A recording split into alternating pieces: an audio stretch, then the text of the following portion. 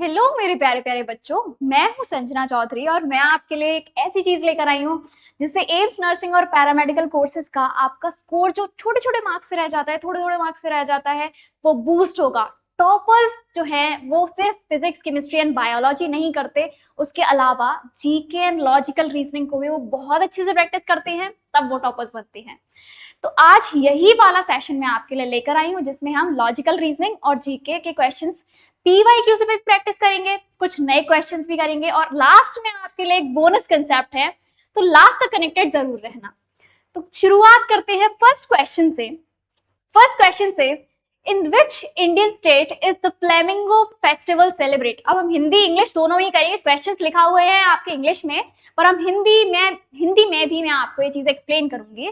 तो देखो, भारत का कौन सा ऐसा राज्य है जिसमें फ्लैमिंगो उत्सव मनाया जाता है। फ्लैमिंगो एक पिंक कलर का बर्ड होता है। फ्लैमिंगो एक पिंक कलर का बर्ड होता है जो यूजुअली हमें गुजरात वाले रीजन में मिलता है। कहां मिलता है? गुजरात वाले रीजन में मिलता है। तो अब यहाँ ऑप्शन आपको पहला ही दिख रहा है गुजरात, तो यहां से गुजरात लगा दोगे, लेकिन आंसर सही नहीं है। ऑप्शन है आपके गुजरात, राजस्थान, आंध्र प्रदेश एंड तमिलनाडु। फ्लेमिंगोस हमें यूजुअली कहां देखने को मिलते हैं? गुजरात में, लेकिन ये फ्लेमिंगो फेस्टिवल ये मनाया जाता है आपका आंध्र प्रदेश में। ठीक है, देखो गुजरात में रन ऑफ कच्छ है, तो यहाँ एक कच्छ फेस्टिवल मनाया जाता है। दूसरी तरफ राजस्थान में हम जानते हैं पुष्कर का ऊंट का मेला लगता है। आंध्र प्रदेश में एक तो पुलकित लेक है, पुलिकत लेक है, और एक नेल्लौर बर्ड सेंचुरी है जहां पर इस फेस्टिवल को मनाया जाता है फ्लेमिंगोज के माइग्रेट होकर आने के लिए। इसको सेलिब्रेट करने के लिए फेस्टिवल मनाया जाता है। हालांकि आपकी जो नेल्लौर बर्ड सेंचुरी है उसकी कुछ सीमाएं तमिलनाडु में भी लगती हैं, लेकिन ये फेस्टिवल मेनली आंध्र प्रदेश में मनाया जाता है। So the correct answer is Andhra Pradesh. ठीक है, चलो नेक्स्ट क्वेश्चन पर मूव करते हैं। देखो चारों ऑप्शंस हर एक क्वेश्चन में मेरे साथ डिकोड करते हुए चलना, जिससे कि कहीं ना कहीं कुछ कुछ नया सीखते जाओगे। चलो, तो सेकंड क्वेश्चन कहता है कि which planet is referred to as swift planet. Swift मतलब एक तीव्र गति से घूमने वाला कौन सा प्लैनेट है इनमें से? तो देखो, वीनस, वीनस नहीं है, मार्स नहीं है। वीनस को हम बोलते हैं ट्विन, अर्थ का ट्विन। ट्विन मतलब ट्विन बोले तो जुड़वा, अर्थ का जुड़वा। क्या बोलते हैं, किसको बोलते हैं हम? वीनस को। मार्स को हम बोलते हैं रेड प्लेनेट। ठीक है, मरकरी, बुध, इसको हम बोलते हैं स्विफ्ट प्लेनेट। एक ऐसा प्लेनेट जो बहुत तीव्र गति से घूमता है, इसको हम क्या बोलेंगे? स्विफ्ट प्लेनेट बोला जाता है। और ये क्या है, इंग्लिश में लगाएं तो हम क्या है? मरकरी, हिंदी में बोले तो बुध। ठीक है, तो चलो इसके अलावा चलो नेक्स्ट क्वेश्चन पर आते हैं।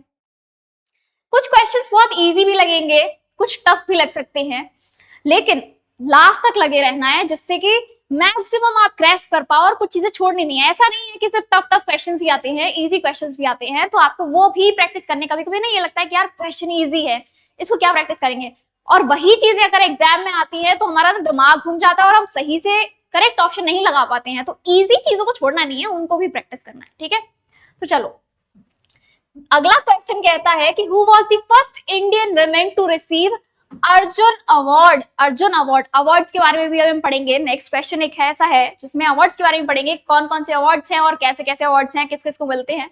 तो देखो, पीटी उषा को धावक हैं, पीटी उषा स्प्रिंटर हैं, और इनको प्योली एक्सप्रेस भी बोला जाता है। इसके अलावा करमन मल्लेश्वरी है second option. Third option is Mary Kom, ये एक बॉक्सर है। करमन मल्लेश्वरी को फर्स्ट ओलंपिक मेडल मिला था, फर्स्ट ओलंपिक मेडल मिला था। Mary Kom is a boxer जिनके बारे में अभी इनकी ऑटोबायोग्राफी भी बनी है। इसके अलावा लास्ट ऑप्शन आपका बचता है एन लम्स्टन, इनको मिला था आपका पहला अर्जुन अवार्ड। कहां, कब मिला था? 1961 में। क्यों मिला था? हॉकी के लिए मिला था। इसके बाद में सेकंड अर्जुन अवार्ड जो मिला है वो पीटी उषा को मिला है, सेकंड अर्जुन अवार्ड मिला है इनको। ठीक है, चलो तो यहां से चारों ऑप्शन डिकोड हो जाते हैं। यहां से एक चीज मुझे बताना कि सेकंड ऑप्शन में मैंने आपको बोला है कि करमन मल्लेश्वरी को ओलंपिक मेडल मिला था। मुझे जल्दी से कमेंट करके बताओ अगर पता है तो कि इनको किस चीज के लिए ओलंपिक मेडल मिला था। If the day before yesterday, ये एक लॉजिकल रीजनिंग वाला क्वेश्चन है। तो देखो, if the day before yesterday was Tuesday, यहां से क्वेश्चन हिंदी में भी डिकोड कर लो कि इस दिन से पहले जो दिन है, इस दिन से पहले का दिन क्या था, इस दिन से पहले का दिन और उससे भी पहले का दिन क्या था, ट्यूसडे था, मंगलवार था। What will be the day after tomorrow, इस दिन के बाद का जो दिन आएगा उसके भी बाद दिन कौन सा होगा, ठीक है। इस दिन से पहले एक दिन है और उससे भी पहले का दिन है ट्यूसडे, ठीक है, मंगलवार। तो ये जो करंट डे है इसके बाद के बाद का दिन क्या होगा। तो देखो अभी क्या है, आज का दिन ये ट्यूसडे बोला है, ट्यूसडे के बाद आता है वेडनेसडे, वेडनेसडे तो आज का दिन क्या हो जाएगा, थर्सडे, थर्सडे के बाद आएगा फ्राइडे और डे आफ्टर टुमारो क्या हो जाएगा, ये सैटरडे। तो ऑप्शन क्या है correct, Saturday is the correct option, ठीक है। चलो नेक्स्ट क्वेश्चन आता है, देखो ये ब्लड रिलेशन से क्वेश्चन है, तो देख लेना ध्यान से, देखो हिंदी में भी बताऊंगी। ब्लड रिलेशन से क्वेश्चन है कि Ram said Anuj mother is the only daughter of my mother. अब इस ऐसे वाले जब क्वेश्चंस अटेम्प्ट करो ना तो 3 लेवल पे डिवाइड कर लेना, एक तो ग्रैंड पेरेंट्स वाली जनरेशन, एक करंट जनरेशन और एक चिल्ड्रन वाली, ग्रैंड चिल्ड्रन वाली जनरेशन, ठीक है। तो अब ये क्या कह रहा है कि राम ने बोला है कि मेरी मदर, तो राम को हम इस वाली जनरेशन में रख ले रहे हैं, राम की मदर, ठीक है। राम की मदर जो है, सॉरी अनु की जो मदर है वो राम की मदर की इकलौती डॉटर है। तो राम की मदर उनकी इकलौती डॉटर, तो क्या हो जाएगी, राम की मदर और अनु की मदर की भी मदर, अनु की मदर, ये क्या हो जाएंगे, सेम जनरेशन में है। तो राम की मदर ये है और इनकी ही डॉटर है ये अनु की मदर, तो मदर की अनु की मदर और इनकी डॉटर है अनु। तो अब ये क्या हो जाएगा, अनु और राम के बीच में हमें रिश्ता बताना है। तो अनु जो हो जाएगी क्या हो जाएगी, भांजी हो जाएगी, क्या बोलते हैं, नीस हो जाएगी, या हिंदी में बोले तो भांजी हो जाएंगी अनु का राम से क्या रिश्ता है, अनु राम की भांजी है, ठीक है। तो क्या हो जाएगा, नीस, ठीक है।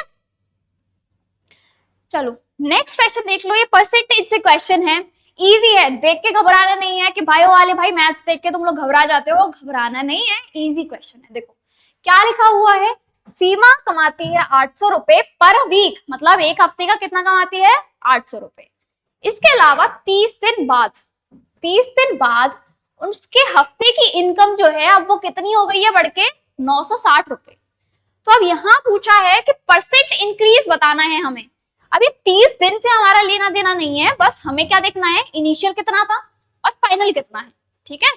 तो इनिशियल इनकम कितना था, इनिशियल इनकम है आपका 800 रुपए और फाइनल इनकम है आपका 960 रुपए, है ना। तो हमें क्या करना होता है, परसेंट इंक्रीज जब निकालते हैं तो इनके बीच का जो डिफरेंस है हम उसको परसेंट में कन्वर्ट करते हैं। तो क्या आ गया, 960 माइनस 800 वुड बी कितना होगा, 160, ठीक है।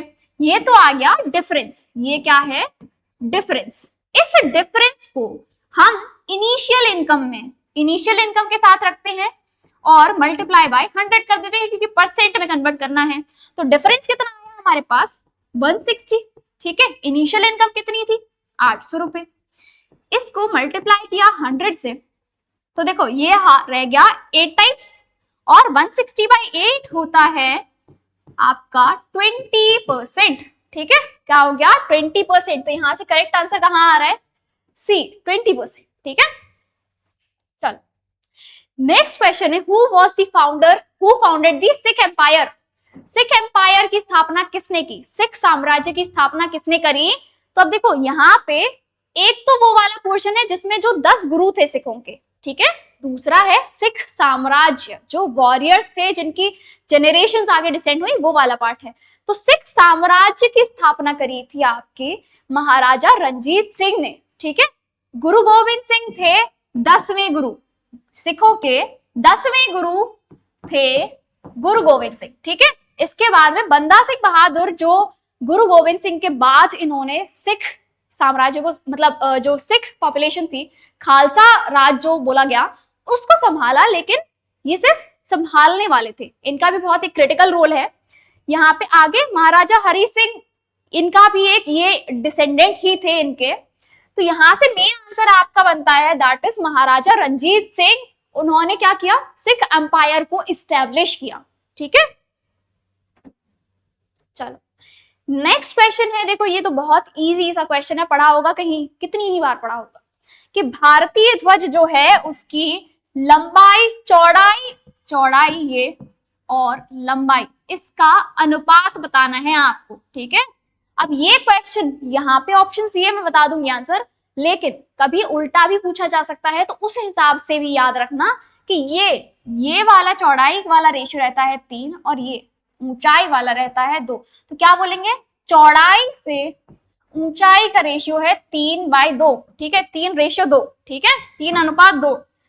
कहीं ये उल्टा पूछ लिया जाए तो दैट वुड बी 2:3, है ना। तो ये क्वेश्चन जरूर सही से पढ़ लेना। ठीक है, अब देखो, how long did Sunita Williams remain in space. Sunita Williams space में कब रही थी। अब ये क्वेश्चन 2025 का है, उस हिसाब से याद रखना कि अभी वाले एक्सप्लोरेशन का नहीं पूछा था, ये पूछा था 2006-7 के बीच में जब गई थी तब का है ये। तो वहां पे ये रही थी 195 डेज। ठीक है, ये फैक्चुअल है, इसमें समझाने का कुछ है नहीं। चलो, पर लेकिन ये क्वेश्चन अब अभी अगर यहाँ है तो नई वाले डाटा भी एक बार गो थ्रू कर लेना। What is India's highest gallantry award. अब इसको याद रखने का तरीका भी बता दूंगी कि परमवीर चक्र, अशोक चक्र और महावीर चक्र, ये जो है ये कौन कौन से हैं और कैसे कैसे याद रखना है। देखो, सबसे पहले आता है वीर। ठीक है, उससे बड़ा महावीर, क्या, उससे बड़ा महावीर, और उससे भी बड़ा परमवीर। ठीक है, तो ये तीनों क्या हैं, जो सबसे बड़ा चक्र है, सबसे बड़ा अवार्ड है, एक नागरिकता पुरस्कार जो दिया जाता है, उसमें सबसे बड़ा है आपका परमवीर चक्र। और ये तीनों जैसे युद्ध वाली जो कंडीशन होती है तब दिया जाता है कि मतलब किसी दुश्मन के अगेंस्ट कितना वीरता भरा पुरस्कार ये आपको दिया जाता है। और इसके अलावा अशोक चक्र है, ये पीस के टाइम पर दिया जाता है, शांति के टाइम पर दिया जाता है। ठीक है, चलो यहां से नेक्स्ट क्वेश्चन आपका आता है कि वेयर इज सत्यमेव जयते टेकन फ्रॉम। सत्यमेव जयते कहां से ये उठाया गया है, इसको कहां से लिया गया है। 1 रुपये वाला एक कॉइन आता है पहले वाला, जिसपे 3-4 शेर वाला वो पार्ट बना होता है, उस पे नीचे छोटा सा सत्यमेव जयते लिखा हुआ होता है। तो उसके बारे में पूछ रहे हैं कि जो सारनाथ है उस पे नीचे सत्यमेव जयते जो लिखा हुआ है उसको हमने कहां से लिया है। तो इसको हमने लिया है मुंडक उपनिषद से। कहां से, मुंडक उपनिषद से। ठीक है, चलो यहां से नेक्स्ट क्वेश्चन है, India's time is as compare to GMT. अब जीएमटी क्या है, जीएमटी यहां से देख लो, जीएमटी क्या है, GMT is Greenwich mean time. ठीक है, क्या है, ग्रीनविच मीन टाइम। और ये कहाँ है, लंदन में ग्रीनविच नाम की एक जगह है, वहां के 12 बजे के टाइम को एक स्टैंडर्ड सेट किया गया था कि सन जब हाईएस्ट लेवल पर है, हाईएस्ट एंगल पर है, तब ये 12 बज रहे हैं। इसके आगे पीछे टाइम के स्टैंडर्ड्स अलग अलग, जिसे अर्थ रोटेट करती है उसके रेफरेंस में इसको शिफ्ट किया गया है, तो इसको स्टैंडर्ड मानते हैं। ठीक है, तो ग्रीनविच मीन टाइम के रेफरेंस में इंडिया का जो टाइम जोन है, अब इंडिया का टाइम जोन क्या है, आईएसटी हम पढ़ते हैं, इंडियन स्टैंडर्ड टाइम। तो इन दोनों में डिफरेंस है क्या, देखो ग्रीनविच मीन टाइम मान लो लंदन में अभी 12 बजे हुए हैं, तो इंडिया में कितने बजे होंगे इस टाइम पे, 5:30। तो ये क्या हो जाएगा, 5 hours and 30 minutes ahead। तो क्या है, इंडिया का Indian standard time is 5 hours and 30 minutes ahead of GMT। अब देखो GMT अभी तक पढ़ते आ रहे हो, बचपन से पढ़ते आ रहे हो, है ना। इससे भी ज्यादा स्टैंडर्ड आपको एक चीज दी है, UCT। ठीक है, अब यूसीटी की फुल फॉर्म मेरे को ढूंढ के बताना, इसको थोड़ा सा और एक्सप्लोर करो, ठीक है। चलो अच्छा, अब एक लॉजिकल रीजनिंग वाला क्वेश्चन आ गया, इंटरेस्टिंग सा क्वेश्चन है। देखो क्या दे रखा है, हमें ऑड वन आउट सेलेक्ट करना है। तो देखो TV is to screen, circle is to arc, laptop is to charger and book is to cover. तो हिंदी में दे दूं, देखो आर्क सर्कल क्या होता है, वैसे टीवी स्क्रीन वाला आपको पता है, सर्कल क्या है, ये सर्कल है पूरा, और आर्क क्या होता है, इसका कोई भी एक पार्ट, ठीक है। तो अब यहां से एनालॉजी सेट करो, देखो टीवी का एक पार्ट ही तो है स्क्रीन, सर्कल ये पूरा था, इसका एक पार्ट ही तो है आर्क, लैपटॉप का पार्ट है चार्जर, या फिर एक एक्सेसरी है, मतलब लैपटॉप से बाहर की चीज है। दूसरी तरफ बुक का एक पार्ट ही तो है कवर। तो यहाँ ऑड क्या हो जाएगा, इनसे अलग क्या हो जाएगा, इसमें लैपटॉप अलग हो जाएगा, जिसके साथ लैपटॉप के साथ चार्जर एक एक्सेसरी है, ठीक है। चलो नेक्स्ट क्वेश्चन है, मर्चेंट इज इन नहीं है, merchant is related to trade in this way, in this sense the doctor is related to. देखो मर्चेंट कौन होता है, मर्चेंट होता है व्यापारी, और ट्रेड का मतलब है व्यापार। तो वैसे ही डॉक्टर जो है वो इनमें से किस टर्म से रिलेटेड है, तो मर्चेंट का काम है, मर्चेंट का काम क्या है, व्यापार करना, व्यापारी का काम व्यापार करना, वैसे ही डॉक्टर का काम क्या है, ट्रीटमेंट देना, ट्रीट करना। मेडिसिन एक एड है, मतलब क्या है, मेडिसिन एक पार्ट है, न कि उसका प्रोसेस। दूसरी तरफ पेशेंट एक ऑब्जेक्ट है जिस पर डॉक्टर ऑपरेट करेगा, and healing is also a part of it. सिर्फ ट्रीटमेंट क्या रिलेट करेगा यहां से, जैसे ट्रेड मर्चेंट ट्रेड से रिलेटेड है, वैसे ही डॉक्टर से रिलेटेड क्या करेगा, ट्रीटमेंट, ठीक है। चलो अब देखो यहाँ पे एक बोनस कंसेप्ट मैं आपको दे दे रही हूँ, जिस बोनस कंसेप्ट की मैंने स्टार्टिंग में बात करी है, क्योंकि पिछले बार एम्स 2023 में एक क्वेश्चन बना हुआ था स्क्वायर फिगर से रिलेटेड, और उसमें स्क्वायर काउंट करने थे, नंबर ऑफ स्क्वायर। तो एक बार स्क्वायर का हो गया, पॉसिबली इस बार ट्राइंगल पूछ ले।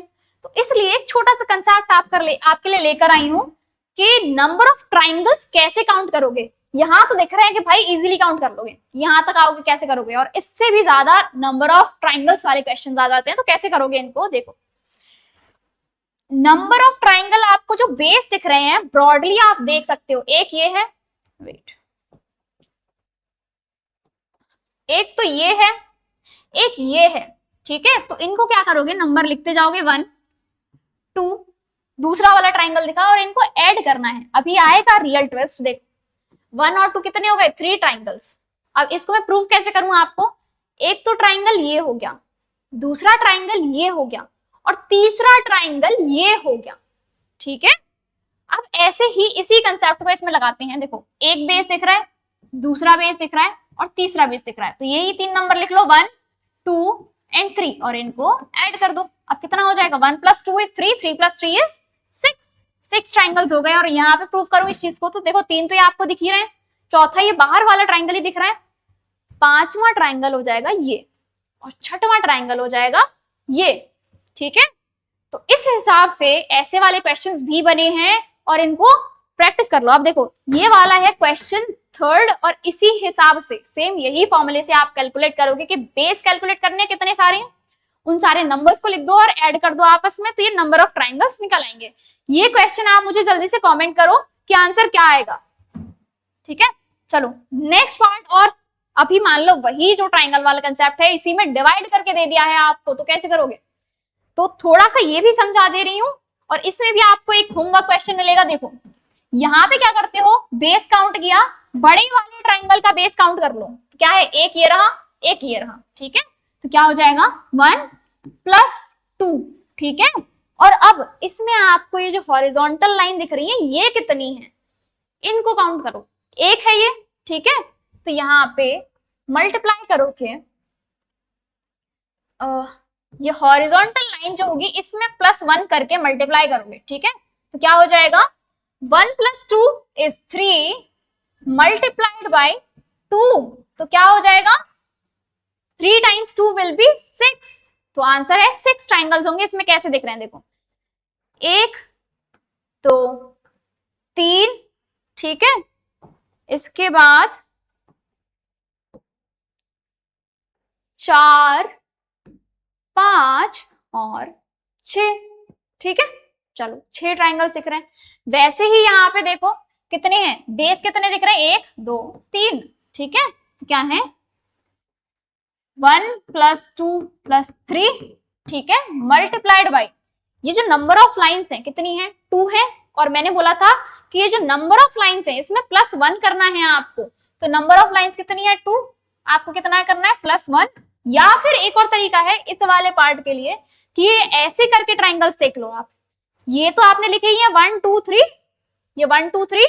इसके बाद में या तो आप लाइंस काउंट करके +1 कर दो, 1 2, ये 2 लाइन है इनको काउंट करके +1 कर दो, या फिर ये ट्राइंगल्स ये जो बॉक्सेस हैं इनको काउंट कर लो। ठीक है, तो इनको भी लास्ट में प्लस करना है और इन दो चीजों के बीच में करना है आपको मल्टीप्लाई। तो ये क्या हो जाएगा 1 + 2 + 3, ये हो जाएगा 6 टाइम्स 2 + 1 is 3, 3 6 18। तो यहाँ पे कितने हो गए, 18 ट्राइंगल्स हो गए। अब वैसे ही इस वाले ये क्वेश्चन नंबर 2 डाल दे रही हूं मैं, और इसको मेरे को कैलकुलेट करके कमेंट करोगे जल्दी से। एक तो क्वेश्चन ये है, थर्ड नंबर डाला है इस पे, और यहां मैं डाल दे रही हूँ 4 5 और ये 6। तो थर्ड और 6th क्वेश्चन का आंसर मेरे को कमेंट करोगे। और ये सीरीज अगर अच्छी, ये लेक्चर अगर आपको पसंद आया है तो ये सीरीज हम आगे कंटिन्यू करेंगे। चैप्टर वाइज या टॉपिक वाइज लेक्चर्स में आपके लिए लेकर आऊंगी एक स्पेसिफिक टाइम पर। तो मुझे कमेंट कर देना जल्दी से एम्स 2026, और जैसे ही 500 कमेंट्स हो जाएंगे तो हम इस सीरीज को आगे कंटिन्यू करेंगे। टॉपिक वाइज मैं आपके लिए क्वेश्चंस लेकर आऊंगी। Till then see you, bye bye.